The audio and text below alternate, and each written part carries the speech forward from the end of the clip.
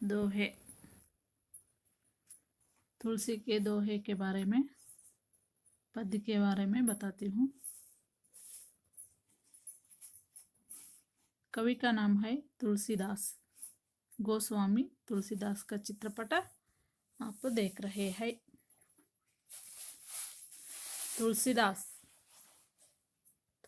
का जन्म के बारे में जानेंगे। जन्म का संवत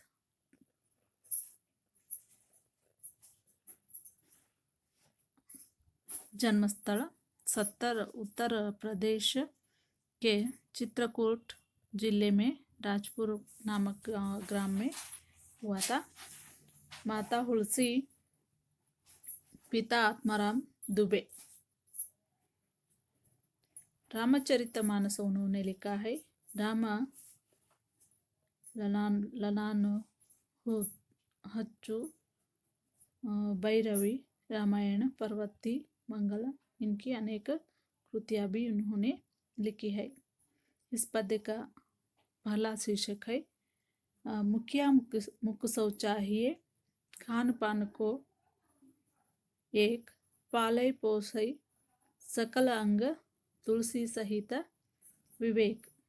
इस तरह उन्होंने पहला पद्य में लिखा है।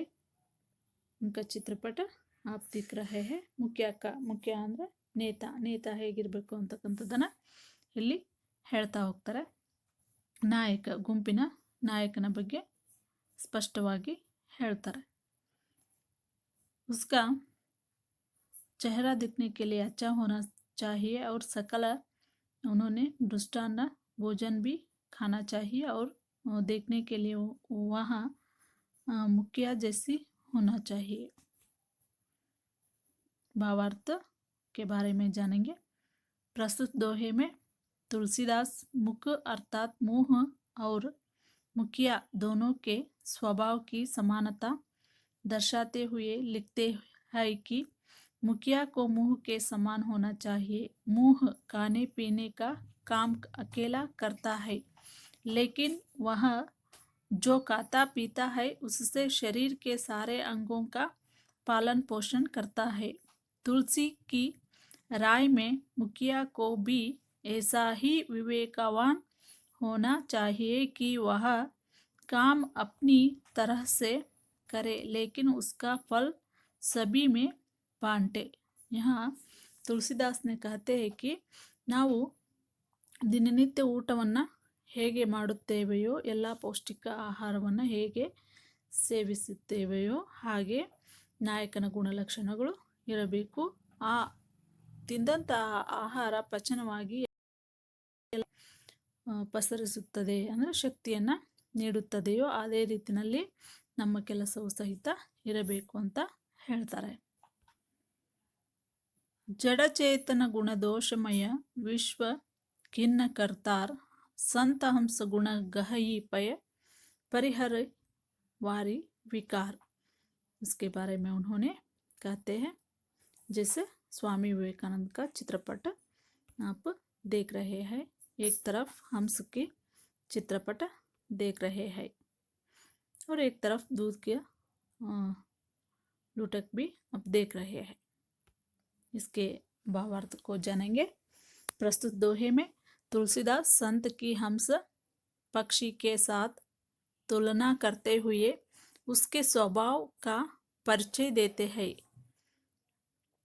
सृष्टिकर्ता ने इस संसार को जड़ चेतन और गुण दोष से मिलाकर बनाया है, अर्थात इस संसार में अच्छे बुरे, सारा निस्सार, समझ नासमझ के रूप में अनेक गुण दोष भरे हुए हैं। लेकिन हम स्वरूपी साधु लोग पानी रूपी विकारों को जोड़कर दूध रूपी अच्छे गुणों को अपनाते हैं। जैसा उन्होंने कहा है इस पद्य में, उन्होंने सृष्टिकर्ता ने इस ब्रह्मांड में अच्छे बुरे व्यक्तियों को भी बनाया है।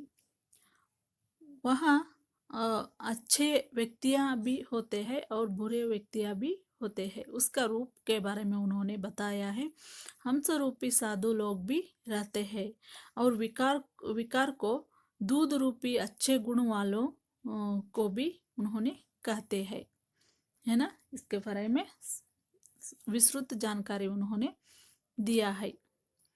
दया धर्म का मूल है, पाप मूल अभिमान। तुलसी दया न चाड़िए, जब लग गट में प्राण। तुलसीदास इस पद्य में कहते हैं कि यहाँ दया सबको होना चाहिए। जैसे हम इस चित्रपट में बूढ़ों को देख रहे हैं, उसको हम आदरण करना चाहिए।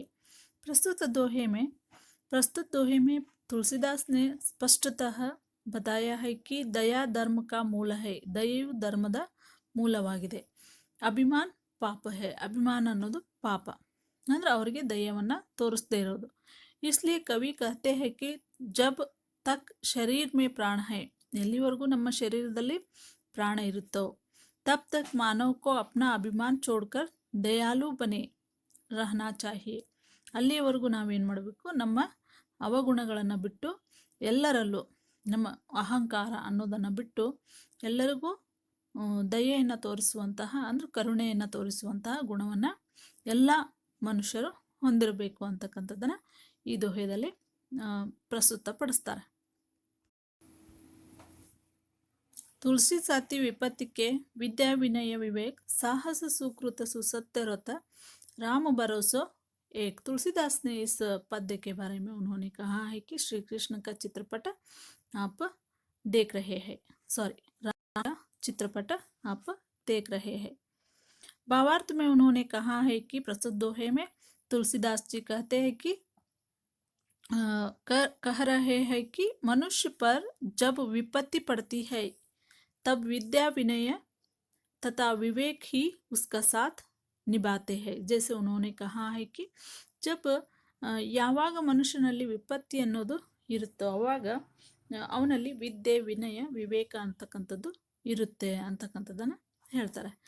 ಜೋ ರಾಮ್ ಪರ್ ಭರೋಸಾ ಕರ್ತಾ ಹೈ ವಹ ಸಾಹಸಿ ಸುಸತ್ಯರತಿ ಅವ್ರ ಸುಕೃತವಾನ್ ಬನ್ತಾ ಹೈ। ಯಾರು ರಾಮನಲ್ಲಿ ಭರವಸೆಯನ್ನು ಇಟ್ಕೊಳ್ತಾರೋ ಅವರು ಇವೆಲ್ಲವನ್ನು ವಿಜಯವನ್ನು ಸಾಧಿಸ್ತಾರೆ। ಉದಾಹರಣೆಗೆ ವಿದ್ಯಾ ಮತ್ತು ವಿನಯ ವಿವೇಕದಲ್ಲಿ ಸಾಹಸವನ್ನು ಸಾಧಿಸ್ತಾರೆ, ಒಳ್ಳೆಯ ವ್ಯಕ್ತಿಗಳಾಗಿ ಮುಂದುವರಿತಾರೆ ಅಂತಕ್ಕಂಥದ್ದು ಈ ದೋಹೆನಲ್ಲಿ ನಾವು ಪ್ರಸ್ತುತವಾಗಿ ವೀಕ್ಷಣೆ ಮಾಡ್ಬೋದು।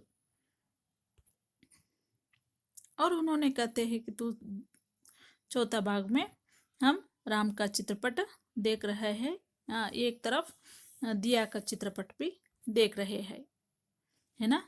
एक लड़की ने, एक महिला ने, उन्होंने दीप जला रहे हैं। दीप जलाने से क्या होता है, हमारे घर में रोशनी बढ़ता है ना बच्चों। इसलिए हम दिवाली मनाते हैं हर साल।